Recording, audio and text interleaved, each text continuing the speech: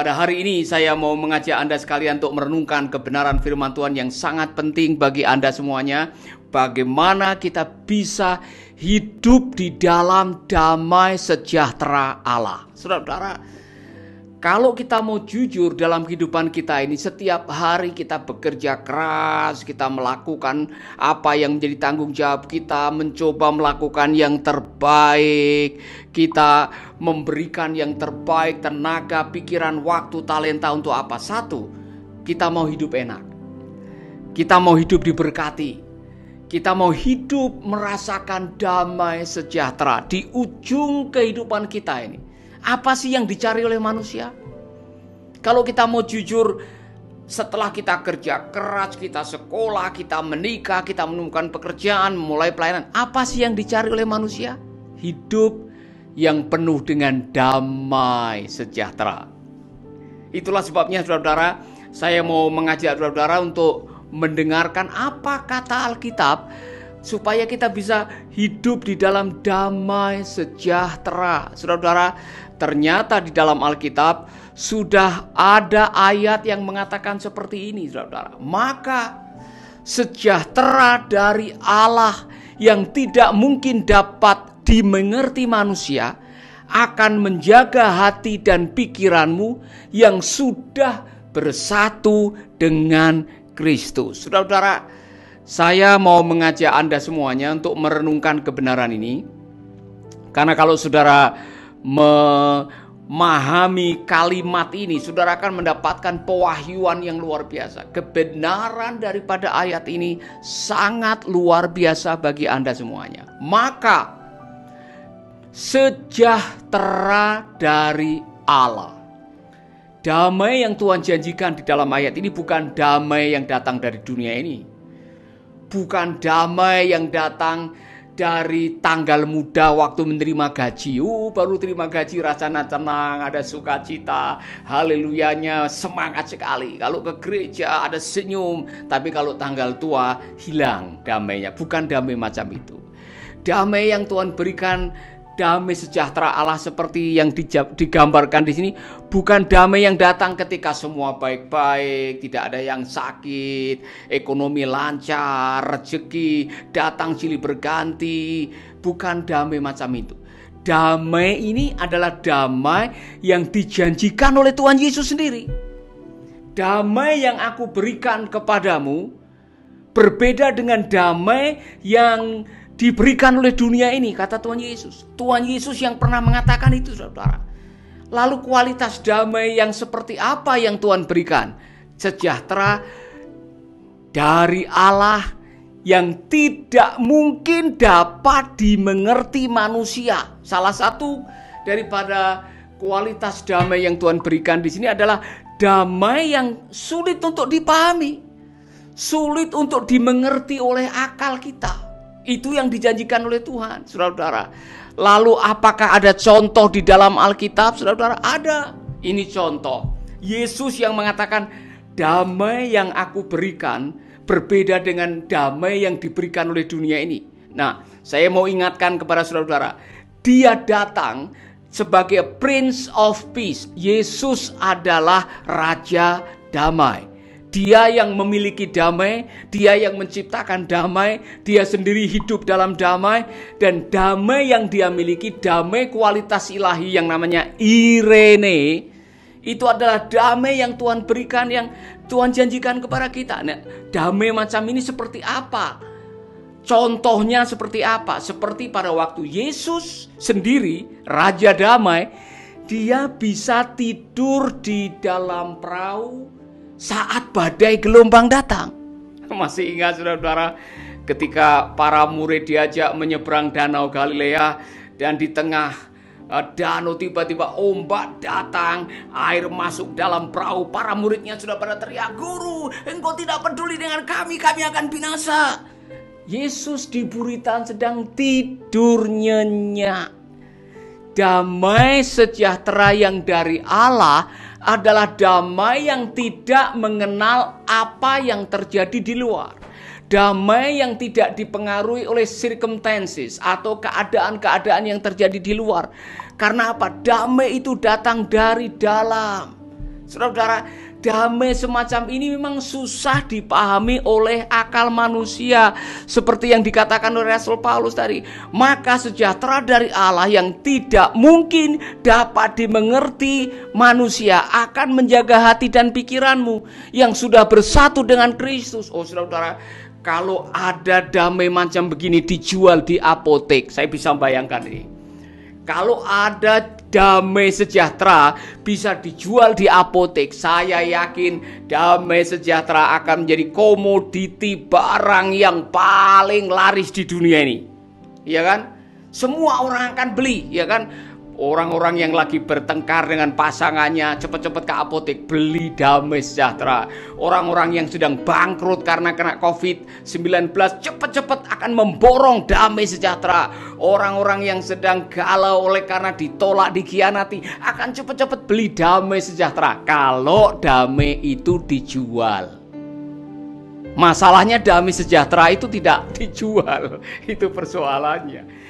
Damai itu lahir oleh karena apa? Sudah dikatakan di sini, damai sejahtera itu lahir karena kita sudah bersatu dengan Kristus. Logikanya seperti ini. Yesus adalah Raja Damai. Dia menciptakan damai. Dia sudah mendamaikan kita dengan Bapa di surga. Dia kemana-mana bawa damai. Maka kalau engkau bersatu dengan Kristus, engkau menyatu dengan Yesus Kristus, Sang Raja Damai, otomatis Anda akan hidup di dalam damai. Buktinya apa?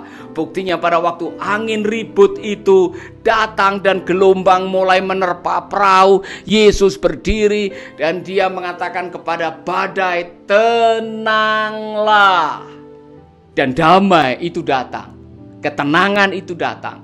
Jadi bersama dengan Yesus, saudara, waktu menghadapi tantangan, menghadapi gelombang, menghadapi badai, menghadapi taufan, menghadapi kekurangan, menghadapi kejahatan, menghadapi permusuhan, menghadapi persoalan, ketika Yesus ada di dalam perahu kehidupan Anda, ketika engkau sudah bersatu dengan Yesus atau memiliki pikiran, perasaan Kristus, engkau sudah bersama dengan Dia, tidak peduli apapun yang terjadi di luar sana, Anda masih bisa senyum, Anda masih bisa tidur nyenyak, Anda masih bisa menyanyikan, nyamanlah jiwaku, nyamanlah, nyamanlah jiwaku. Itu yang dialami oleh seorang pengusaha dari Chicago yang bernama Horatio Spafford. Saudara-saudara, Pak Horatio yang baru saja mengalami musibah karena pabriknya terbakar. Akibat daripada kebakaran itu istrinya stres. Kemudian istri dengan 4 putrinya disarankan untuk refreshing piknik ke Inggris. Di tengah laut kapal yang ditumpangi nabrak kemudian tenggelam, 4 putrinya mati. Pada waktu dia mendapatkan telegram dari istrinya, Horatio langsung membuat keputusan untuk pergi menyusul istrinya.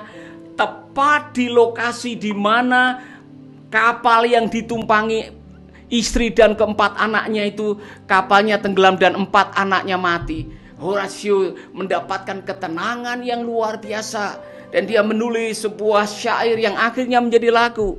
Dan lagunya yang sering kita nyanyikan, it is well with my soul, it is well with my soul. Nyamanlah jiwaku, nyamanlah jiwaku, tenanglah jiwaku, damailah jiwa. Dari mana damai macam begitu? Mana bisa ada seorang merasa damai ketika dia kehilangan 4 anaknya mati tenggelam? Tetapi di dalam Kristus, pada waktu kita sudah menyatu dengan Kristus, Anda berhak menerima damai sejahtera yang melampaui segala akal. Saudara-saudara, ini adalah sebuah karunia yang Anda bisa miliki, terutama Anda yang sudah bersatu dengan Kristus. Ketika Anda benar-benar sudah bersatu dengan Kristus, seluruh kepenuhan Kristus Anda bisa memiliki, termasuk damai sejahtera yang melampaui segala akal. Haleluya. Amin, saudara-saudara. Nah, mari kita akan melihat Rasul Paulus juga menjabarkan Sebelum kata itu ditulis, ada kalimat-kalimat yang saya pikir penting. Mengelola stres versi Rasul Paulus sehingga damai sejahtera itu datang. Apa langkah-langkah yang harus kita lakukan supaya kita bisa hidup di dalam damai sejahtera? Sudah dijelaskan di sini. Janganlah khawatir mengenai apapun. Dalam segala hal berdoalah dan ajukanlah permintaanmu kepada Allah apa yang kalian perlukan. Beritahukanlah itu selalu kepada Allah dengan mengucap terima kasih. Rasul Paulus sedang menasihati kita karena setelah kalimat ini ada kata maka damai sejahtera yang melampaui segala akal akan memerintah hidupmu. Tapi sebelum itu ada ayat ini, saudara. Janganlah khawatir mengenai apapun. Dalam segala hal berdoalah dan ajukanlah permintaanmu kepada Allah. Apa yang kalian perlukan, beritahukanlah itu selalu kepada Allah dengan mengucap syukur. Jadi untuk merasakan damai sejahtera Allah tadi, Anda harus melakukan ini 3 hal. Worry about nothing, pray for everything, and give thanks in all things. Saya ulangi lagi. Kalau saudara ingin mengalami damai sejahtera Allah dalam hidup saudara, worry about nothing, pray for everything, and give thanks in all things. Jadi yang pertama mari kita bahas. Kalau saudara ingin mengalami damai sejahtera Allah dalam hidup saudara, worry about nothing. Janganlah kamu khawatir tentang apapun juga. Jangan khawatir. Khawatir itu berbahaya. Khawatir itu sangat-sangat memperberat hidup Anda, bahkan bisa memperburuk kesehatan Anda dan mempercepat langkah Anda ke kuburan. Kalau tidak percaya, dengarkanlah khotbah Tuhan Yesus. Janganlah kamu khawatir tentang apapun juga, apa yang kamu makan, apa yang kamu minum, apa yang kamu pakai. Bukankah hidup lebih penting daripada apa yang kau khawatirkan? Dengar, itu burung pipit yang terbang di langit, di udara itu tidak pernah menanam, tidak pernah memanen, tetapi dipelihara oleh Bapa. Bunga bakung yang ada di ladang yang tumbuh begitu saja, yang saudara itu didandani oleh Allah. Apalagi kita yang berharga, umat pilihan Allah, bangsa yang kudus, yang betul-betul berharga di mata Tuhan. Masa Tuhan tidak memperhatikan kita? Saudara, Yesus pernah mengajukan pertanyaan, apakah dengan khawatir kamu bisa menambahi umurmu 1 hasta saja? Khawatir itu sangat memperburuk kondisi kesehatan kita, iman kita, jiwa kita. Dan ketika Anda menyimpan khawatir, damai sejahtera yang melampaui segala akal tidak akan bisa tinggal di dalam hidup Anda. Itulah sebabnya saudara, belajarlah untuk menyerahkan segala kekhawatiranmu kepadanya, karena dialah yang memperdulikan engkau. Amin. Janganlah kamu khawatir. Saudara, saya mendengar ada seorang pengkhotbah yang mengatakan worry is irrational. Saudara, pada waktu Anda khawatir, Anda sedang tidak rasional. Karena apa? 84% yang Anda khawatirkan tidak akan pernah jadi kenyataan. Survei membuktikan 84% apa yang Anda khawatirkan itu tidak terjadi. Yang 11% mungkin bisa diatasi, dan yang 4% yang rasanya tidak mampu kita hadapi, Tuhan bisa menolong kita untuk menghadapinya. Lalu kenapa Anda khawatir? Dengar baik-baik, ketika Anda khawatir, Anda sedang memakai kacamata pembesar. Apa itu? Khawatir itu memperbesar persoalan. Sesuatu yang remeh, gara-gara masalah ada lalat masuk ke dalam kamar saudara. Saudara bisa mengembangkan, ini lalat masih membawa virus. Ini nanti bagaimana kalau virusnya jatuh dari lalat itu, kemudian nempel di tubuh saya. Saudara, belum tentu lalat itu membawa virus. Tetapi karena Anda sudah khawatir, sesuatu yang kecil bisa menjadi besar. Waspadai kekhawatiran dalam hidup Anda. Maka Tuhan mengatakan janganlah kamu khawatir. Bukan hanya irasional. Katanya khawatir itu adalah unnatural. Khawatir itu tidak alami. Saudara-saudara, semua ciptaan Tuhan, dari semua ciptaan Tuhan, hanya yang namanya manusia adalah ciptaan atau makhluk yang sering khawatir. Yang namanya burung pipit itu tidak pernah khawatir. Yang namanya pohon mangga tidak pernah khawatir. Saudara-saudara, yang khawatir adalah makhluk yang namanya manusia. Makanya Tuhan mengatakan, lihat burung pipit, lihat bunga bakung, tidak pernah khawatir. Sama-sama ciptaan Tuhan. Kenapa Anda selalu khawatir? Khawatir itu tidak alami. Anda diciptakan oleh Tuhan bukan untuk menjadi makhluk yang penuh dengan kekhawatiran, tapi makhluk yang penuh dengan sukacita dan menikmati damai sejahtera Allah.